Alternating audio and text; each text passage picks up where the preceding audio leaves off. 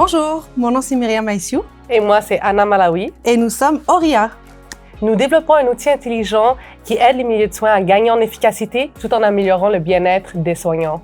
L'entrepreneuriat d'impact en 2025, ce n'est pas seulement de créer un produit ou un service qui est utile. C'est une manière de penser et d'agir dès le départ, c'est-à-dire à la création de l'équipe de par la diversité des parcours, la diversité des valeurs, mais également la diversité des visions qu'on arrive à rassembler ensemble pour un même objectif. En milieu de soins, on réalise que parfois, efficacité et bien-être, ils vont pas toujours ensemble.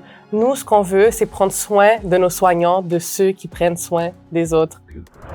Je m'appelle Vicky Carmite-Pierre. Nous sommes Eudori, une entreprise qui fabrique des biobatteries à base de microalgues.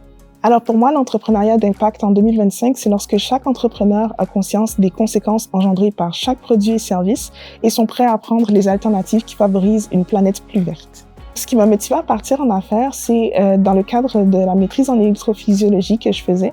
Je faisais beaucoup de lectures sur mon espèce de microalgues préférée, les Volbots. Et j'ai découvert de multiples applications, dont une qui est de les transformer en petits robots, des Volbots. Donc, je me suis dit que c'était l'opportunité parfaite de me lancer en affaires et de développer des biobatteries. Allô, moi c'est Elia Kennel. Et moi c'est Armand Bahabi. Et nous sommes les dispositifs Mio. On développe un outil de réadaptation pour permettre aux personnes à mobilité réduite de faire de la réadaptation depuis leur fauteuil roulant.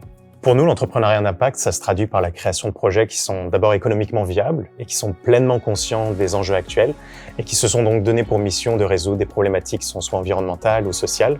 Pour nous, chez Mio, le manque d'accès à la réadaptation et aux soins de manière plus globale, c'est vraiment au cœur de notre mission.